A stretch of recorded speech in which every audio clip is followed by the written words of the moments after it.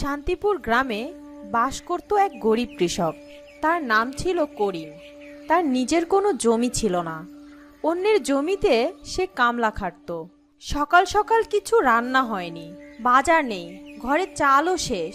মেয়েটা ক্ষুধায় কাঁদছে। ও কি আর আমাদের মতো ক্ষুধা সহ্য করতে পারে? কি করব বলো, আজকাল সেরকম কাজও পাচ্ছি না। আর পরের জমিতে কাজ করে যা পাই তা দিয়ে তো সংসারই চলে না। সংসার চালানোই কষ্ট হয়ে যাচ্ছে। কি যে করি, আমাকে অন্য কিছু চেষ্টা করতে হবে। করিম বাড়ি থেকে বের হয়ে কাজের জন্য সারা দিন ছুটে বেড়ায়, কিন্তু কোনো কাজই জোগাড় করতে পারে না। রাতের বেলা বাড়ি ফিরছিল করিম। ইস, আমার যদি অনেক টাকা থাকতো তাহলে কতই না ভালো হতো। নিজেও ভালো থাকতাম আর দুঃখী মানুষেরও পাশে দাঁড়াইতাম, আর গ্রামের মানুষের বিপদেও সাহায্য করতাম। কিন্তু কিন্তু আমার কি কখনো এত টাকা হবে? এই বলে করিম হাঁটতে থাকে নিজের বাড়ির দিকে। হঠাৎ করিম দেখতে পায় রাস্তার পাশে একটা বাচ্চা মেয়ে বসে কাঁদছে। মেয়েটিকে কাঁদতে দেখে করিমের খুব কষ্ট হলো, আর সে মেয়েটির কাছে এগিয়ে গেল। কি হয়েছে তোমার? কাঁদছো কেন? আমি আমার বাবা মাকে হারিয়ে ফেলেছি, খুঁজে পাচ্ছি না। তোমার বাড়ি কোথায় তুমি কি বলতে পারবে? জানি না, তবে ওই জঙ্গলের দিকে আমার মাকে যেতে দেখেছি। করিম আর বাচ্চাটি জঙ্গলের কাছে এসে পড়ে, আর বাচ্চাটি হঠাৎ থেমে যায়, আর সেই বাচ্চা মেয়ে থেকে সুন্দর একটি পরীতে রূপান্তরিত হয়। কে তুমি? কি চাও আমার কাছে? আমি কিছু করিনি, আমাকে ছেড়ে দাও। ভয় পেও না, আমি তোমার কোনো ক্ষতি করব না, তোমাকে সাহায্য করব আমি। বলো, তুমি কি চাও? আমি তোমার সব কষ্ট দূর করে দিব। আমার অনেক কষ্ট। আমি পরের জমিতে কাজ করি, কিন্তু তা দিয়ে আমার সংসার চলে না। আজও বাড়িতে আমার মেয়ে আর বউ না খেয়ে আছে। তুমি চিন্তা করো না, তোমার সব কষ্ট দূর হয়ে যাবে। এই বলে পরি করিমকে অনেক সোনার মোহর দিল। তুমি এই মোহরগুলা নাও, আর এগুলা তোমার কষ্ট দূর করে দিবে। তবে তুমি এগুলো নিজের কাজে লাগাবে আর দুঃখী মানুষের সাহায্য করবে।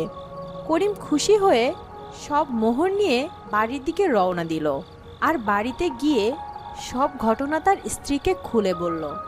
আর তার স্ত্রী অনেক খুশি হলো। আমাদের আর কোনো কষ্ট থাকবে না, সব অভাব দূর হয়ে যাবে। করিম চাষির সব অভাব দূর হতে লাগলো, আর তার আর্থিক অবস্থা দিন দিন আরও অনেক ভালো হতে লাগলো, আর তার ধন সম্পদও অনেক বাড়তে লাগলো। আর এত টাকা পয়সা তাকে আরও অনেক লোভী করে তুলল। সে এসবের মধ্যে পরীর কথা ভুলেই গেল। সে হঠাৎ একদিন স্বপ্নে দেখে, করিম, তুমি কি ভুলে গেছো আমার কথা? আমি তোমাকে বলেছিলাম যে তুমি এই সম্পদ দিয়ে নিজের উন্নতি করবে আর দুঃখী মানুষের সাহায্য করবে, কিন্তু কই, তুমি এগুলো তো কিছুই করছো না, নিজেকে নিয়েই ব্যস্ত আছো। করিমের ঘুম ভেঙে যায়, সে লাফ দিয়ে উঠে পড়ে। না না, আমার এই সম্পদের ভাগ আমি কাউকে দিব না।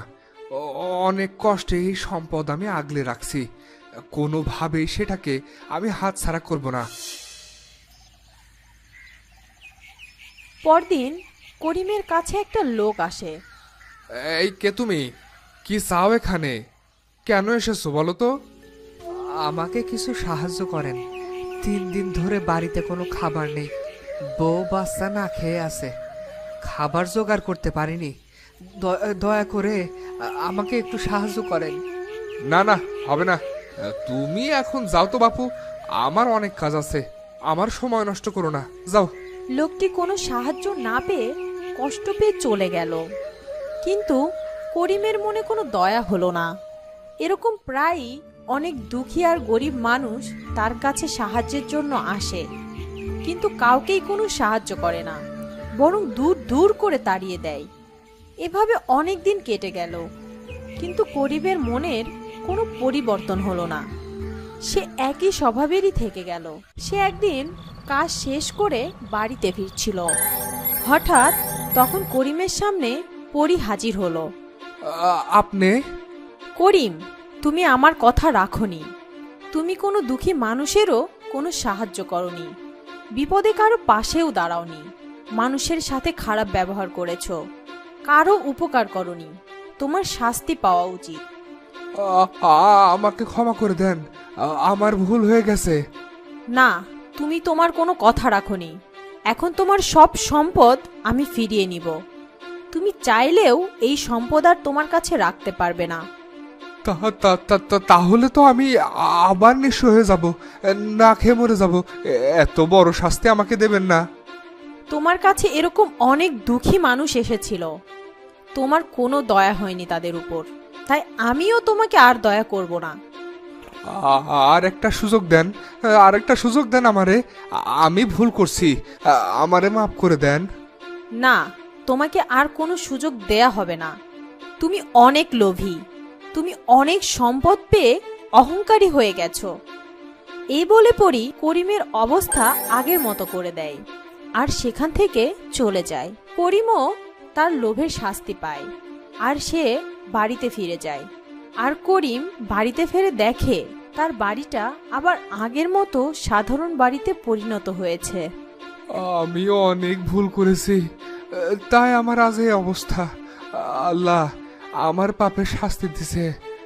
তুমি দুঃখ করো না, তুমি আবার কাজ করবে আর কখনো লোভ করবে না। করিম লোভ করেছিল, তাই তার শাস্তি পেল, তাই কখনো আর লোভ করত না। কষ্ট করে কাজ করে নিজের সংসার চালাতো। তাহলে বন্ধুরা, কেমন লাগলো আমাদের আজকের ভিডিওটা?